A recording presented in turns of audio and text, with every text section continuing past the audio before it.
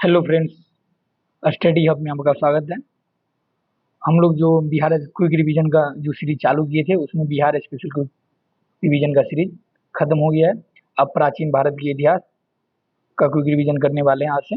तो जो भारत की जो मैं Indian Indian geography, Indian political science, सारे लगभग सारे टॉपिक कवर इसमें इसमें की क्विक रिवीजन भी करेंगे।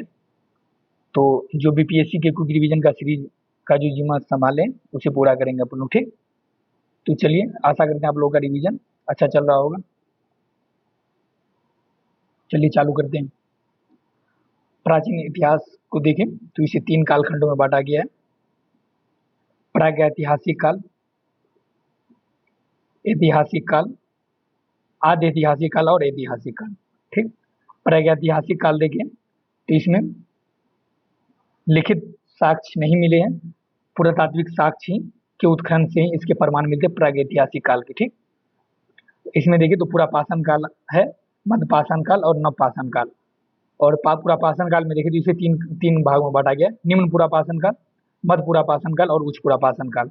आद्य ऐतिहासिक काल देखिए तो उसमें लिखित साक्ष्य मिले हैं और पुरातात्विक साक्ष्य भी है, लेकिन लिखित साक्ष्य को पढ़ा नहीं गया है, ठीक। सिंधु घाटी सभ्यता और वैदिक सभ्यता, 2 कालखंडों में आद्य ऐतिहासिक काल को बांटा गया है। और वैदिक सभ्यता को देखें तो उसे भी 2 कालखंडों में बांटा गया, प्रारंभिक वैदिक काल और उत्तर वैदिक काल। इसका कालक्रम देखें तो 1500 ईसा पूर्व से 1000 ईसा पूर्व प्रारंभिक वैदिक काल का कालखंड है, और 1000 ईसा पूर्व से 600 ईसा पूर्व उत्तर वैदिक काल का कालक्रम है, ठीक। ऐतिहासिक काल देखें तो इसमें प्राचीन भारत का इतिहास, मध्यकालीन भारत का इतिहास और आधुनिक भारत के इतिहास का कुछ रिवीजन करने वाले हैं, ठीक। चलिए चालू करते हैं। अभी बताएं प्राचीन इतिहास के विकास के बारे में, वही है।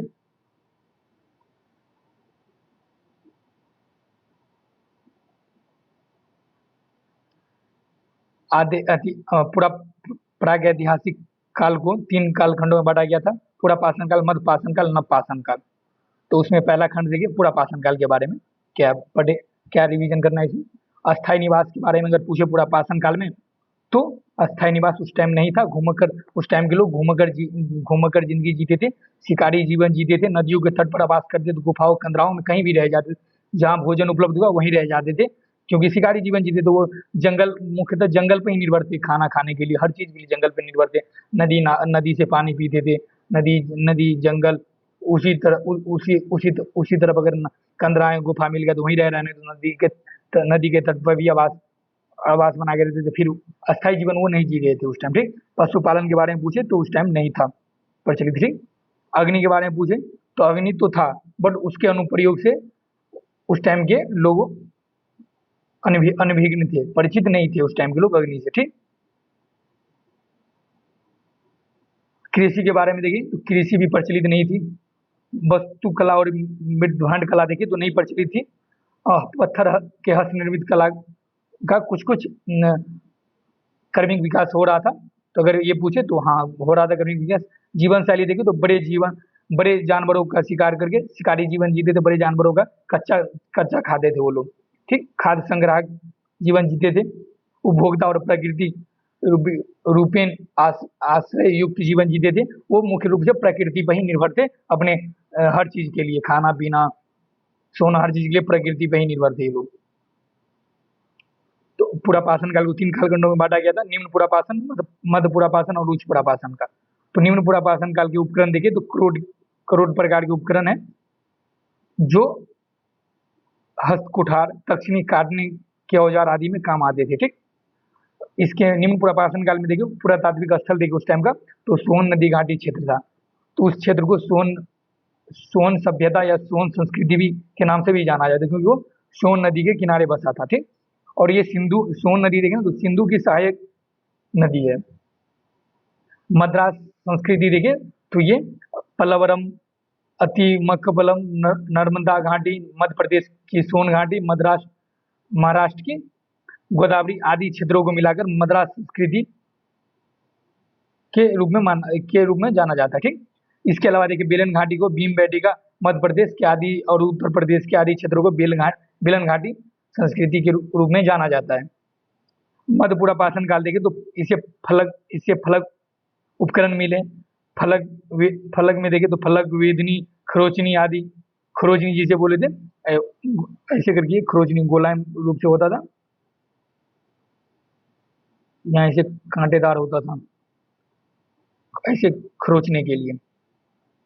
ठीक, पूरा उच्च पुरापाषाण अति, हाँ, फलक संस्कृति मध्य पुरापाषाण काल में देखे तो नेवास, कृष्णा घाटी, बेतवा, सोन घाटी, बेलन घाटी इत्यादि, इसके भी पुरातात्विक स्थल ये है। उच्च पुरापाषाण में ब्लेड प्रकार के उपकरण मिलने लगे थे। तो अगर इस निम्न पुरापाषाण मध्य, एक साइड निम्न पुरापाषाण, मध्य पुरापाषाण काल और उच्च पुरापाषाण काल दे दे और उपकरण के नाम दे दे और मिलान करने के लिए दे दे, तो अगर यहाँ पता न रहे तो ये फैक्चुअल इन्फॉर्मेशन हो तो यहाँ गलत कर सकते हैं, तो इसे ध्यान रखें। तो ब्लेड प्रकार के उपकरण उच्च मतलब धारदार होने लगा था उच्च पुरापाषाण काल में। ठीक, तक्षणी, खरोचनी। तो इसका पुरातात्विक स्थल देखें तो लोहदा नाला, बेलन घाटी उत्तर प्रदेश के क्षेत्र में पड़ता है। सोन घाटी, भीम बेटिका, सिंहभूम जो वर्तमान के झारखंड में पड़ते हैं। ठीक, अब मध्य पुरापाषाण काल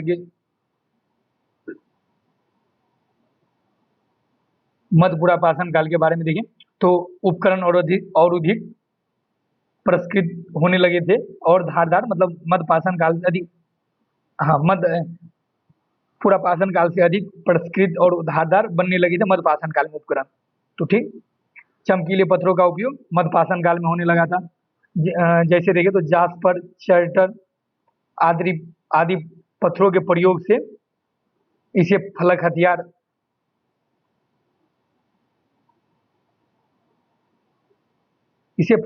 के रूप में जाना गया। तो फलक हथियार के रूप में जाना गया, इसीलिए इसे फलक संस्कृति का नाम दिया गया। ठीक, तो अगर बताएं तो किस काल को फलक संस्कृति के नाम से जाना है, तो मध्य पुरापाषाण काल को। और फलक संस्कृति का नाम मतलब फलक संस्कृति नाम किसने रखा, तो HD सांकल्याण ने इसे फलक संस्कृति का नाम दिया, क्योंकि फलक हथियार निर्मित हुए थे मध्य पुरापाषाण काल में। वो उपकरण देखे तो बेधक, खरोचनी अन्य प्रमुख उपकरण भी थे। इसका क्षेत्र देखो मध्य पुरापाषाण काल का, तो बेलन घाटी, सोन घाटी, नेवासा, कृष्णा घाटी, बेतवा घाटी। मानव देखें तो भोजन संग्रह व आखेट, मध्य पुरापाषाण काल में और पुरापाषाण काल में मानव भोजन संग्रह कर आखेट के रूप में जिंदगी बिता रहे थे। ठीक, निवास गुफा और कंदराओं में ही कर रहे थे। अग्नि का अनुप्रयोग मध्य पुरापाषाण काल में प्रारंभ हुआ था। तो अगर पूछे अग्नि का प्रयोग किस काल में प्रारंभ हुआ था, तो मध्य पुरापाषाण काल में, न कि निम्न पुरापाषाण काल या पुरापाषाण काल में।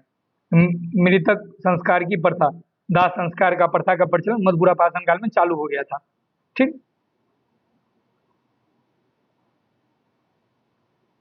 यहाँ देखिए उच्च और उच्चतर पुरापाषाण काल देखें तो ब्लेड उपकरणों की अधिकता हो गई थी। एकदम धारदार ब्लेड, कैसे धारदार रहता है, तो पूरे धारदार उपकरणों की अधिकता हो गई थी। चाकू, ब्यूरिन, छिद्रक, स्केपर पॉइंट आदि प्रमुख उपकरण है इस काल के। हड्डी एवं हाथी के दांत के भी उपकरण मिले। तो किस काल में हड्डी एवं हाथी के दांत के उपकरण मिले, तो उत्तर पुरापाषाण काल या उच्च पुरापाषाण काल में। ठीक, प्रमुख स्थल देखे तो बेलन घाटी, सोन घाटी, पटने, इनाम गांव इत्यादि। इसके सामुदायिक जीवन का विकास, श्रम विभाजन के लक्षण दिखने लगे थे। झोपड़ी एवं चमड़े के थैलों का विकास हुआ था। सामाजिक विभेद आरंभ हो चुका था। जादूगर और पुरोहित आदि का उत्थान होने लगा था उत्तर पुरापाषाण काल और उच्च पुरापाषाण काल में।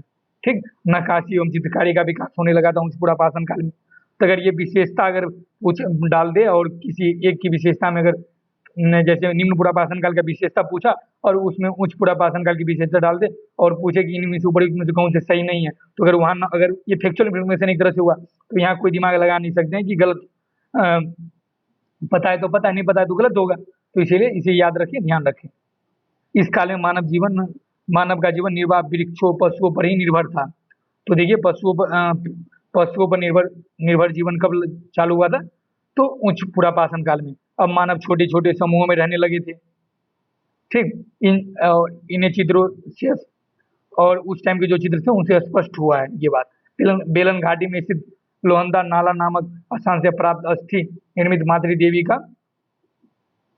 मूर्ति इस काल की है। वो मातृ देवी की पूजा करते थे। नवपाषाण काल देखें,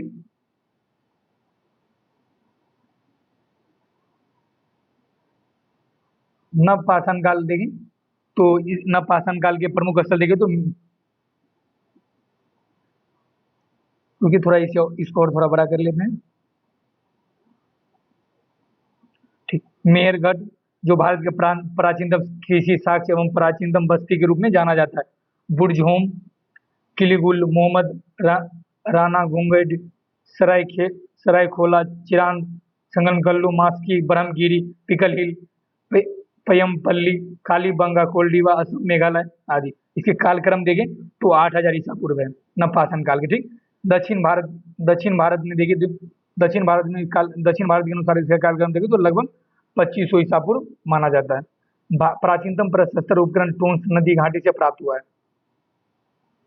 इस नवपाषाण काल के प्राचीनतम साक्ष्य देखें तो टोंस नदी घाटी से प्राप्त हुआ है। नवपाषाण शब्द का सर्वप्रथम प्रयोग कौन किया था? तो जॉन लुबाक ने। ये फैक्चुअल इन्फॉर्मेशन के लिए पूछा जा सकता है। नवपाषाण शब्द का सर्वप्रथम प्रयोग किसने किया था? तो जॉन लुबाक ने। ठीक, और नवपाषाण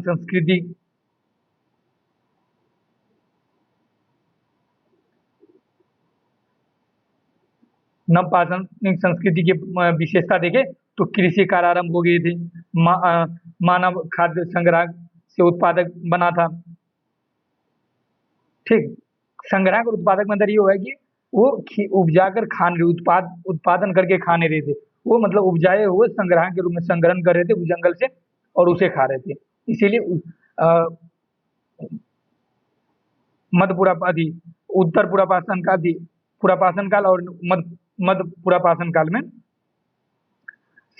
मानव खाद्य संग्रह के रूप में जाना जाता है, लेकिन नवपाषाण काल में आगे वो उत्पादक के रूप में जाना गया। ठीक, अस्थायी बस्तियों में रहने लगी हुई जनसंख्या में वृद्धि हुई। अस्थायी बस्ती में रहने का उच्च पुरापाषाण काल में ही दिखने लगे थे आश्रय। ठीक, चित्र के माध्यम से वो पता चला है। पशुपालन का विकास देखें तो पहिए एवं चाक, पशुपालन का विकास हो गया था, पशु को पालने लगे थे। पहिए एवं चाक का आविष्कार हुआ था। इसका पहला पालतू देखे जानवर देखे तो कुत्ता था। शिल्प एवं व्यवसाय की प्रगति देखे तो शिल्प एवं व्यवसाय में प्रगति हुई उस टाइम। उपकरण अधिक प्रचलित जैसे छेनी, छुरी, रुखानी, सुई, मछली के जाल बनाने का सुआ, कांटेदार बर्छी आदि का निर्माण होने लगा था। मिट्टी के बर्तन देखे, मिट्टी के बर्तन, ओखली, मूसल, मिट्टी की मूर्तियां, खिलौने व आभूषण इत्यादि बनने लगे थे। श्रम विभाजन, स्त्री पुरुष विभेद, और इससे पूछे इसके लक्षण कब दिखने लगे थे? तो ये उच्च पुरापाषाण काल में ही दिखने लगे थे नवपाषाण संस्कृति के लक्षण। ठीक, अलग अलग व्यवसायी वर्गों का उदय देखे तो बढ़ई, कुम्हार, कृषक इत्यादि के रूप में हुआ था। व्यक्तिगत संपत्ति की भावना जागी, सामाजिक आर्थिक जब ही व्यक्तिगत संपत्ति की भावना जाएगी तभी सामाजिक आर्थिक असमानता का भी विकास होगा। अगर ऐसे क्वेश्चन दे दे कथन और व्याख्या वाला, व्यक्तिगत व्यक्तिगत संपत्ति की भावना और व्याख्या में जिससे सामाजिक आर्थिक असमानता का विकास हुआ, तो उपयुक्त कथन में विचार कीजिए। ए ऑप्शन दिया, ए बी दोनों सही है, उपयुक्त कथनों की व्याख्या करता है, दोनों उपयुक्त कथनों की व्याख्या करता है। बी, इन दोनों में से कोई सही नहीं है, बी हो गया। और ए सही है, बी गलत है, बी सही है, ए गलत है।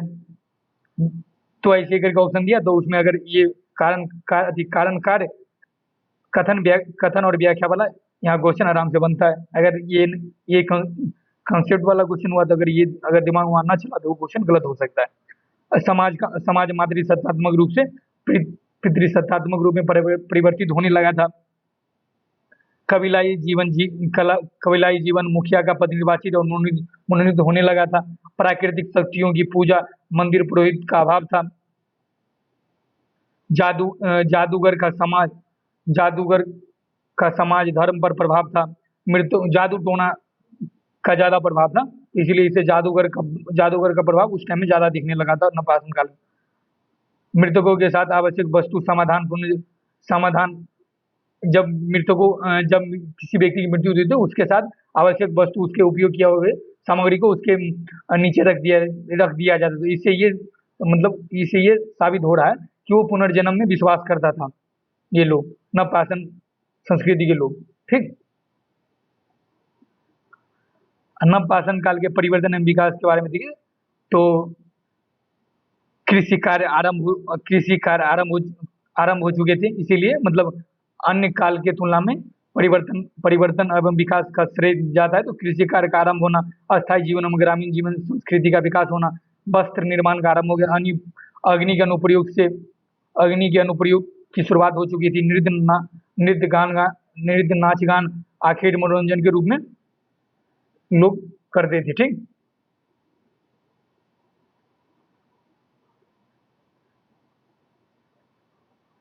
मध्यपाषाण ये थोड़ा स्लाइड उल्टा हो गया है। नवपाषाण काल की संस्कृति के बारे में पहले बता दी, तो ये स्लाइड पीछे हो गया था। पाषाण काल में अगर जीवन शैली देखें तो हिमयुग की समाप्ति हिमयुग की समाप्ति किस काल में हुई थी? तो मध्यपाषाण काल में। जलवायु परिवर्तन, घास युक्त मैदान, जंगलों का प्रादुर्भाव, विशालकाय जानवरों के स्थान पर छोटे जानवरों की उत्पत्ति हुई, शिकार हेतु लघु पाषाण उपकरणों का निर्माण, जैसे अज्यामितीय लघु पा, पाषाण रोपण, ज्यामितीय लघु पाषाण उपकरण इत्यादि बनने लगे थे। प्रमुख हथियार देखें तो धनुष्वाण का विकास, एक धार वाले फलक उपकरण, वेदनी, अर्धचंद्राकार समलम इत्यादि। क्षेत्र देखें तो बीरभानपुर, लग्ननाज, टेरी समूह, आदमगढ़, बागौर, मोरहरना पहाड़, सराय नहार राय, महादहा इत्यादि। जनसंख्या में वृद्धि हुई, अस्थायी निवास, पशुपालन, कृषि एवं मिट्टी के बर्तन बनाने का आरंभिक चलन है ये। तो ये मध्यपाषाण काल के बारे में पीछे भी पढ़े थे। इसका एक मतलब स्लाइड के माध्यम से उसका निचोड़ यहाँ लाया गया, तो ये स्लाइड आगे पीछे होगा, तो आप देख लीजिएगा उस हिसाब से। ठीक। और अब देखें उस हड़प्पा संस्कृति।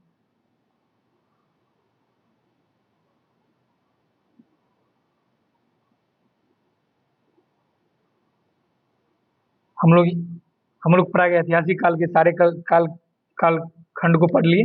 अब आदि ऐतिहासिक काल में चले तो सिंधु घाटी सभ्यता के बारे में जानते हैं आज, और कल जानेंगे वैदिक सभ्यता के बारे में। ठीक।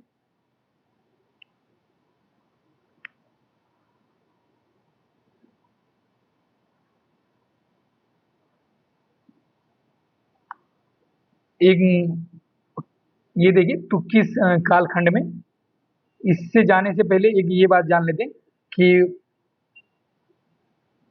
मध्य पूरा पाषाण काल, मध्य पाषाण और नव पाषाण काल का साक्ष्य कहाँ कहाँ से मिले हैं वर्तमान में, वो देख लेते हैं। ठीक। तो पूरा पाषाण काल का स्थल देखिए तो जो पढ़े थे बस निचोड़ उसका बता रहे। तो भीमबाटिका। ठीक। भीमबाटी और इसका प्राप्ति भीमबेटका गुफा चित्र के रूप में प्राप्त हुआ। मध्यपाषाण काल का साक्ष्य देखें तो मानव मानव के अस्थि पंजर का पहला अवशेष मिला है, जो सहार जो सराय नहार राय और मदहा से प्राप्त हुआ है। ठीक। वन एवं धान का प्रमाण देखे तो चौपानी मांडो से प्राप्त हुआ है। और पशुपालन के प्राचीनतम साक्ष्य देखे तो आदमगढ़ और बागोर से हुआ है। और नवपाषाण काल में देखें तो सर्वप्रथम चावल का साक्ष्य देखे तो कोल्डीवा से हुआ है। बुर्ज होम से देखे तो मानव कंगाल के साथ कुत्ते का कंगाल का अवशेष मिला है, तो बुर्ज होम से मिला है। पशु के हड्डी एवं हिरण के सींग के उपकरण का साक्ष्य कहाँ से मिला है? तो चिरांद से मिला है, जो बिहार में है। राख के टीले के साक्ष्य कहाँ से मिला है? तो संगन कल्लू एवं पिकलिहल एवं उतनूर से मिला है। ठीक। अब चलते हैं सिंधु घाटी सभ्यता के बारे में जान।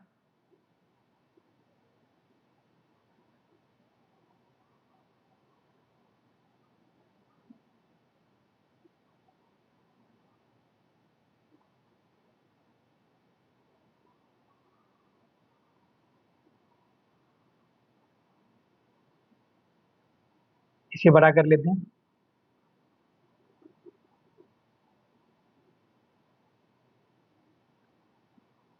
सिंधु घाटी सभ्यता, हड़प्पा सभ्यता विश्व प्राचीनतम सभ्यताओं में से एक है। ठीक, सिंधु नदी एवं उसकी सहायक नदियों के प्रदेशों में इस सभ्यता का विकास हुआ। कुछ विद्वान तो इसका समय देखिए तो 10,000 ने 1,000 ईसा पूर्व बताते हैं। ठीक, कुछ विद्वानों के अनुसार देखिए तो ये 2500 ईसा पूर्व मानते हैं। डॉक्टर राजबली पांडे के अनुसार देखिए तो इस सभ्यता का कालक्रम 5,000 ईसा पूर्व माना जाता है।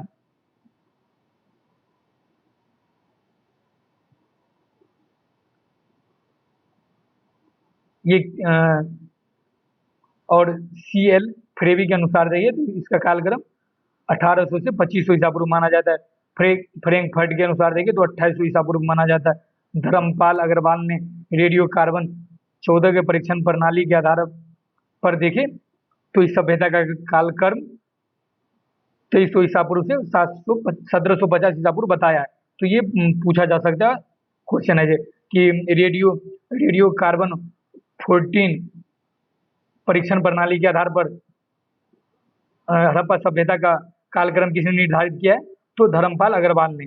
और कब से कब किया है? तो 2300 ईसा पूर्व से 1750 ईसा पूर्व बताया है। ठीक, सिंधु घाटी सभ्यता के उदय के काल के विषय में देखें तो विद्वानों में मतभेद है, परंतु इसमें कोई संदेह नहीं है कि यह विश्व की प्राचीनतम सभ्यताओं में से एक है। ठीक, इसका हाँ ठीक।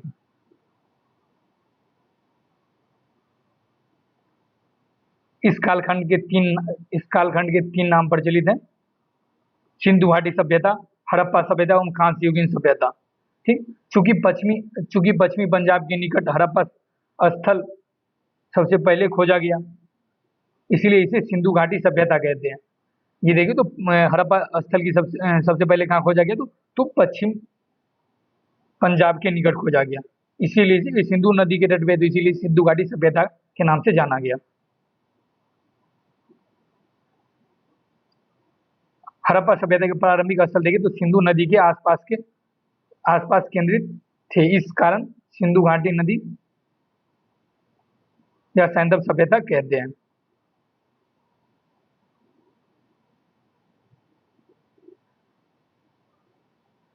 सिंधु के निवासियों ने प्रथम बार कांस्य धातु का प्रयोग किया, इसीलिए इसे कांस्य युगीन सभ्यता कहते हैं। तो सिंधु निवासियों को कांस्य युगीन सभ्यता के रूप में कब जाना गया?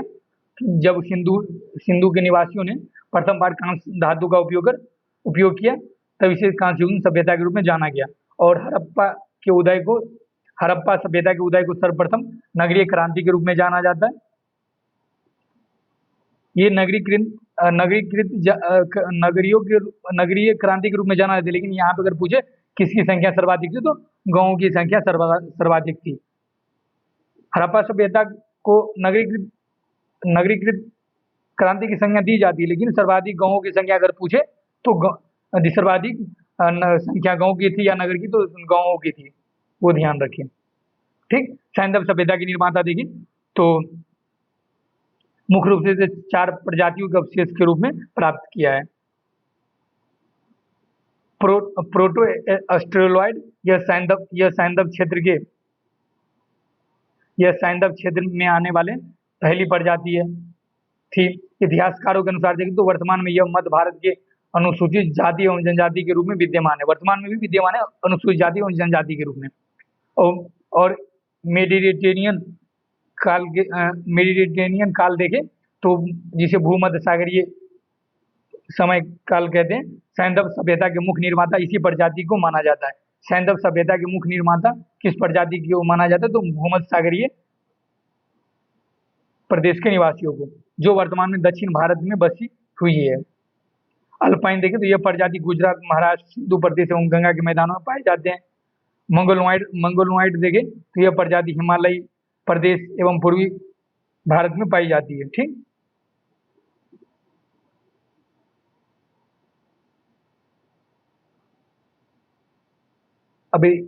अब देखिए कैसे प्रकाश में आई सैंधव सभ्यता। तो चार्ल्स मैसन पहले ऐसे व्यक्ति थे जिन्होंने 1826 ईस्वी में साहिवाल जिले में स्थित एक हड़प्पा टीले का उल्लेख किया, लेकिन इस बात पर किसी ने ध्यान नहीं दिया। तो अगर पूछा जाए कि सबसे पहले व्यक्ति कौन थे जिसने हड़प्पा टीले का उल्लेख किया, तो चार्ल्स मैसन ने। ये ध्यान रखें, चार्ल्स मैसन। ठीक। 1853 में कनिंगम को हड़प्पा से प्राप्त वृषभ की आकृति वाली एक मोहर मिली, जिसे गलती से कनिंगम ने विदेशी मोहर मान लिया। 1921 में भारतीय पुरातत्व सर्वेक्षण विभाग ने सर जॉन मार्शल के निर्देशन में उत्खनन कार्य किया, और उस उत्खनन कार्य का कार्यभार किसने संभाला था उसके निर्देशन में? तो दयाराम साहनी ने। पश्चिम पंजाब, जो वर्तमान में पाकिस्तान है, मोंटगोमरी जिले में रावी नदी के तट पर हड़प्पा की खोज की गई, और इसलिए इसे हड़प्पा की खोज का श्रेय माना जाता है दयाराम साहनी को, क्योंकि उसी ने और किसके निर्देशन में किया था वो देखें,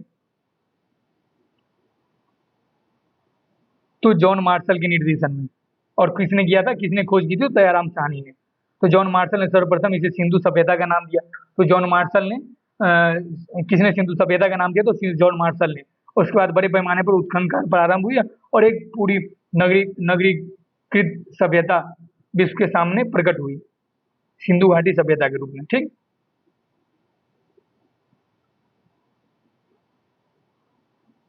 अब देखिए, तो प्राग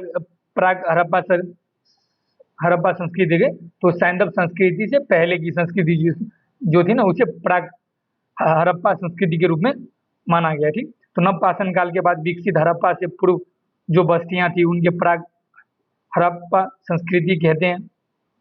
इनको प्रारंभिक हड़प्पा संस्कृति भी कहते हैं।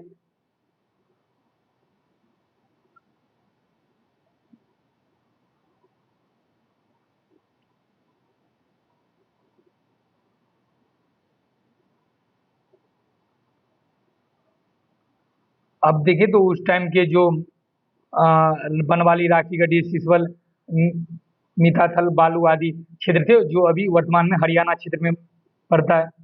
तो अगर ये पूछ दे कि बनवाली उस टाइम सिंधु सभ्यता का बनवाली क्षेत्र वर्तमान में किस राज्य में पड़ता है? तो हरियाणा में। राजस्थान में देखें तो सोती और कालीबंगा का क्षेत्र पड़ता है।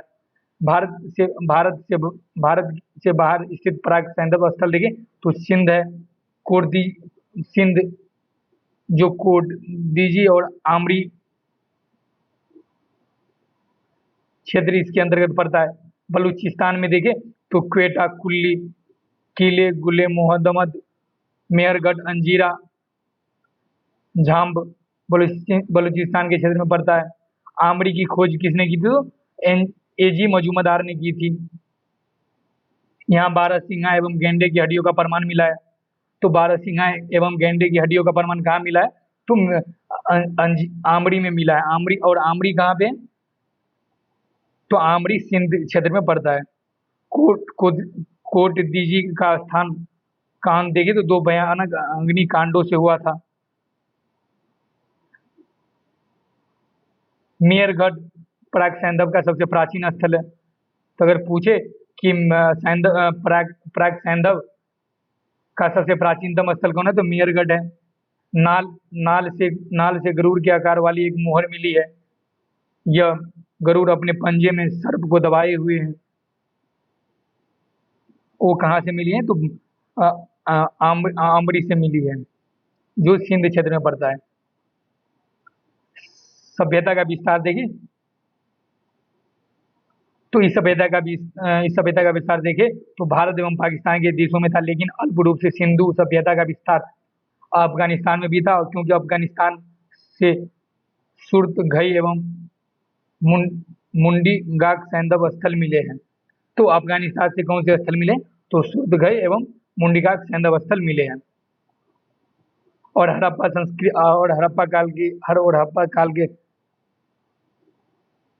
हड़प्पा संस्कृति के समय का नगर नियोजन देखें तो ये उस टाइम में नगर नियोजन सबसे प्रभावशाली विशेषताओं के साथ समृद्ध था। उसकी नगर योजना और निकास प्रणाली बहुत समृद्ध थी। प्राप्त नगरों के अवशेषों से पूर्व एवं पश्चिम दिशाओं में दो टीले हैं। पूर्व दिशा में देखे स्थित टीले पर नगर था। फिर आवास के पूर्व में पूर्व दिशा में देखे तो स्थित टीले पर नगर और आवास क्षेत्र का साक्ष्य मिले हैं। और पश्चिम में देखे तो दुर्ग का साक्ष्य मिला है। लोथल एवं सुदगोडरा दुर्ग एवं लोथल एवं सुदगोडरा से दुर्ग मिला है। नगर क्षेत्र दोनों एक ही रक्षा प्राचीर से घिरे हुए हैं। हड़प्पा सभ्यता के किसी भी पुरास्थल से देखे तो किसी भी मंदिर के अवशेष नहीं मिले हैं। केवल मोहनजोदड़ो से एकमात्र एक स्थान है, मोहनजोदड़ो से ही केवल मंदिर के अवशेष मिले हैं, जहाँ से एक स्तूप का अवशेष मिला है। इसे कुषाण कालीन माना जाता है। और मोहनजोदड़ो से देखे तो एक नर्तकी का भी प्रतिमा मिला है। सड़कें देखे तो एक गलियां निर्धारित योजना के अनुसार निर्मित की गई। मुख्य मार्ग से यहाँ ऐसे का क्वेश्चन बनता है कि हड़प्पा संस्कृति की नगरीय विशेषता निम्नलिखित कथनों पर विचार कीजिए, इनमें से कौन सा सही नहीं है। तो सड़क के बाद तो ये देखिए, सड़क देखिए तो मुख्य मार्ग उत्तर से दक्षिण की ओर जाता था। और सड़कें एक प्रकार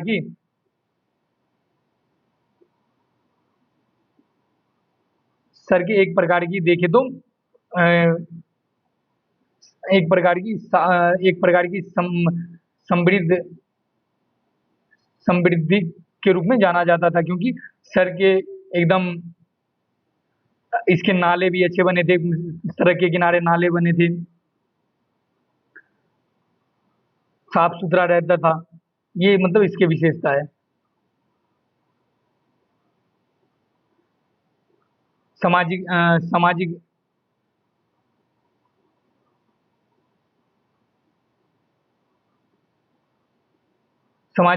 व्यवस्था के देखे हड़प्पा काल में तो समाज की इकाई परंपरागत तौर पे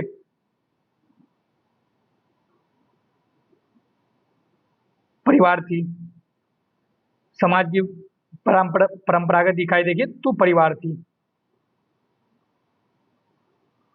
ठीक, मातृ देवी की पूजा करते थे, और जो मोहरों पर अंकित चित्र से परिलक्षित होता है। हड़प्पा समाज देखिए तो मातृसत्तात्मक था, न कि पितृसत्तात्मक। मातृसत्तात्मक मतलब माता के नाम से जाना जाता है, न कि पिता के नाम से। जो अभी तो पितृसत्तात्मक है, जो पिता के नाम से जाना जाता है बालक। नगर नियोजन दुर्ग मकानों के आकार व रूपरेखा तथा सबों को दफनाने के ढंग को देखकर ऐसा प्रतीत होता है कि सैंधव समाज अनेक वर्गों जैसे पुरोहित, व्यापारी, अधिकारी, शिल्पी, जुलाहे एवं श्रमिकों में विभाजित था। सिंधु सभ्यता के निवासी देखे शाकाहारी और मांसाहारी दोनों थे। भोज्य पदार्थों के रूप में गेहूं, जौ, मटर, तिल और सर्वप्रथम कृषि किसका किया था? जौ का किया गया था। तिल, सरसों, खजूर, तरबूजा, गाय, सुअर,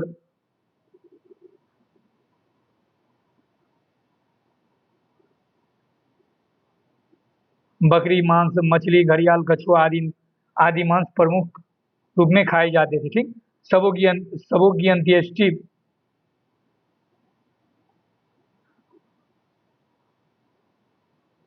अंत्येष्टि संस्कार तीन प्रकार के अंत्येष्टि के प्रमाण मिले हैं: पूर्ण समाधिकरण और आंशिक समाधिकरण, और एक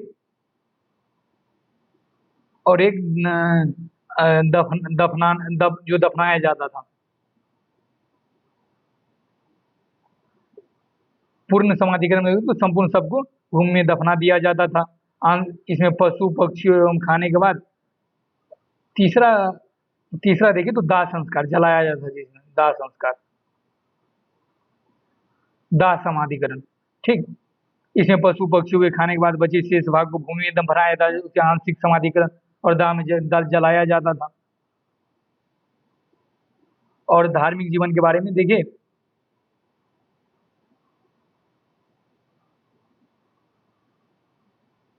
हड़प्पाकालीन धार्मिक जीवन देखिए तो मुख्य प्राकृतिक पूजक थे। हड़प्पाई लोग पुरास्थलों से प्राप्त मिट्टी की मूर्तियां, पत्थर की छोटी मूर्तियां, मोहर पत्थर, लिंग, योनि, मृदभांडों पर चिन्हों से यह परिलक्षित होता है कि धार्मिक विचारधारा, मातृदेवी, पुरुष देवता, लिंग, योनि, वृक्ष, प्रतीक, पशु, जल आदि की पूजा करते थे वो लोग। मोहनजोदड़ो से प्राप्त एक सील पर 3 मुख वाला एक पुरुष ध्यान की मुद्रा में बैठा हुआ मिला है। उसके सिर पर 3 सिंह है, उसके बाईं ओर एक गैंडा और भैंसा, दाईं ओर एक हाथी, एक व्याघ्र एवं हिरण है। इसे पशुपति शिव के रूप में माना जाता है। तो अगर पूछा जाए कि एक पुरुष ध्यान की मुद्रा में बैठा हुआ, 3 मुख वाला एक पुरुष ध्यान की मुद्रा में बैठा हुआ मानव का साक्ष्य कहाँ मिला है, तो मोहनजोदड़ो से मिला है। और ये किसे अंकित करता है और ये किसे परिलक्षित करता है, तो भगवान पशुपति शिव को। हड़प्पा सभ्य हड़प्पा सभ्यता के से देखें तो स्वास्तिक, चक्र एवं क्रॉस के साक्ष्य भी मिले हैं। स्वास्तिक और चक्र सूर्य पूजा का प्रतीक है। मूर्ति पूजा का आरंभ संभवतः देखें तो सैंधव सभ्यता से होता है। आर्थिक जीवन देखें हड़प्पाई लोगों का, तो सैंधव सभ्यता में लोग कोई फवारा या फाल नहीं मिला है, परंतु कालीबंगा से हड़प्पा पूर्व अवस्था में कूड़ों से ज्ञात होता है। हल रेखा, कूड़ों को हल रेखा कहा जाता था कि हड़प्पा काल में राजस्थान की कालीबंगा से खेतों में हल जोते के साक्ष्य मिले हैं। 9 प्रकार की फसलों की पहचान की गई है। चावल गुजरात एवं राजस्थान से, गेहूं, जौ, खजूर, तरबूज, मटर, राई, तिल आदि। किंतु सैंधव सभ्यता का मुख्य खाद्यान्न देखें तो गेहूं और जौ था। लोथल में चावल के अवशेष प्राप्त हुए हैं। सर्वप्रथम कपास उत्पन्न करने का श्रेय सिंधु सभ्यता के लोगों को जाता है।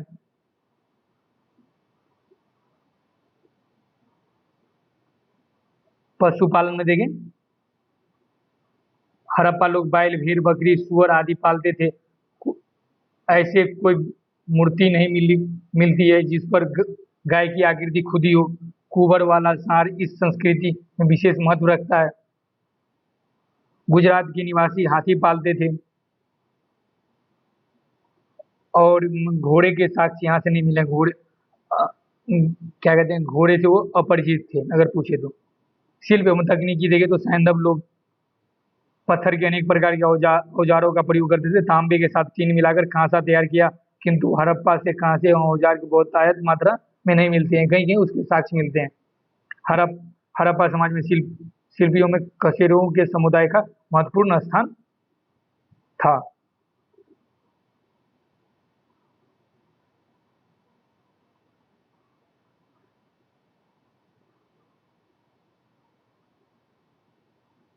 लिपि देखे तो हड़प्पाई लोगों का लिपि देखो तो भाव चित्रात्मक था और उनकी लिखावट क्रमशः दाई से बाईं ओर लिखी जाती थी। ख्रोष्ट लिपि भी दाई से बाईं ओर लिखी जाती है।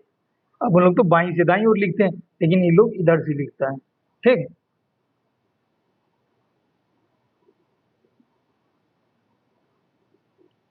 भाव चित्रात्मक मतलब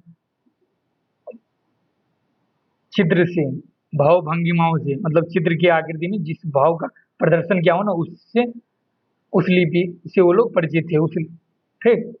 सैंधव लिपि मूल रूप से देसी है, उसका पश्चिमी एशिया की लिपियों से कोई संबंध नहीं है।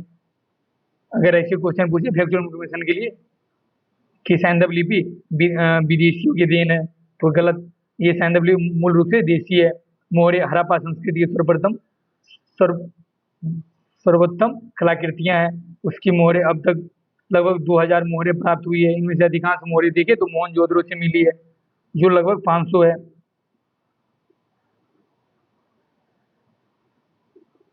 अधिकांश मोहरों लघु लेखों के साथ साथ एक सिंह, सांड, भैंस, बाघ, बकरी आदि और हाथी की आकृति भी खुदी गई है। मोहरे के बनाने में सर्वाधिक उपयोग सेलखड़ी का किया गया है। तो मोहरों को बनाने में सर्वाधिक प्रयोग किसका किया है, तो सेलखड़ी का उपयोग किया गया है।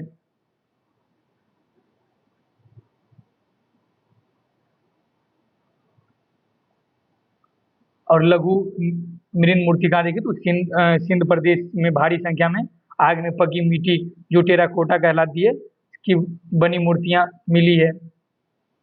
इनका प्रयोग तो प्रयोग खिलौने के रूप में पूज्य प्रतिमाओं के रूप में होता था, जिनमें कुत्ते, भेड़, गाय, बैल, बंदर आदि की प्रकृतियां मिलती है। यद्यपि नर नारी दोनों की मृण मूर्तियां मिली है तथा नारी नारी मृण मूर्तियों की संख्या अधिक है।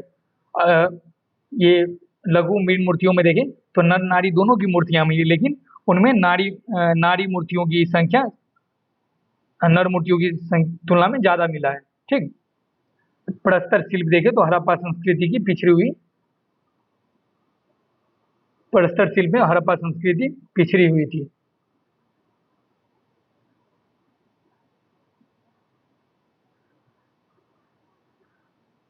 व्यापार देखें हड़प्पाई काल का तो सिंधु सभ्यता के लोगों के जीवन में व्यापार का बड़ा महत्व था। इसकी पुष्टि हड़प्पा, मोहनजोदड़ो, लोथल में अनाज के बड़े बड़े कठोरों तथा ढेर सारी मृण मुद्राओं के लिपि और मानकीकृत माप तौल के अस्तित्व से होता है। स्नानागार सब बनाया गया था, गोदाम सब बनाया गया था रखने के लिए। हड़प्पाई लोग देखे तो धातु के सिक्कों का प्रयोग नहीं करते थे। ये सारे वस्तु विनिमय ये वस्तु का आदान प्रदान कर वस्तु विनिमय प्रणाली द्वारा व्यापार करते थे। सुमेरियन लेखों से ज्ञात होता है कि उन नगरों के व्यापारी मेलुहा के व्यापारियों के साथ वस्तु विनिमय करते थे। तो किस लेखों से ज्ञात होता है कि सिंधु नगरी के लोग ने मेलुहा के व्यापारियों के साथ वस्तु का विनिमय किया? तो सुमेरियन लेखों से। मेलुहा का समीकरण सिंध प्रदेश से किया गया है। लोथल से फारस की मोहरें, कालीबंगा से बेलनाकार मोहरें भी सिंधु सभ्यता के व्यापार के साक्ष्य के रूप में मिले हैं। और व्यापार के रूप में यहाँ लोथल है ना, ये बंदरगाह था जो गुजरात में पड़ता है।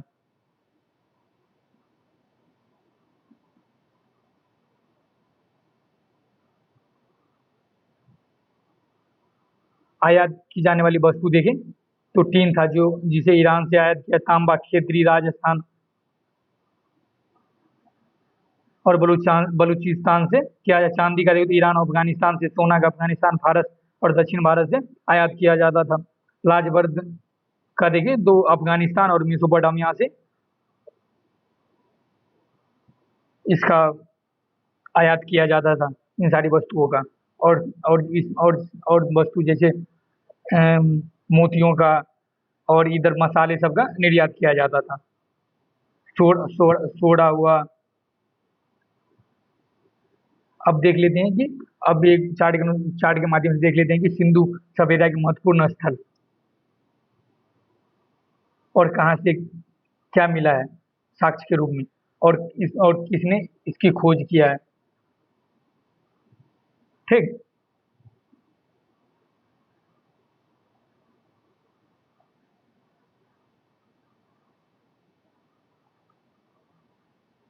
देखिए हड़प्पा की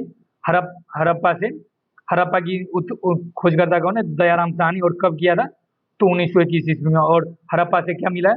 तो विशाल स्नानागार मिला है, सावधान आर के 37 मिला है, नृत्य मुद्रा का खंडित धर मिला है, आयताकार मोहर पर स्त्री के गर्भ से निकला हुआ पौधा मिला है हड़प्पा से। ठीक, आयताकार मोहर पर।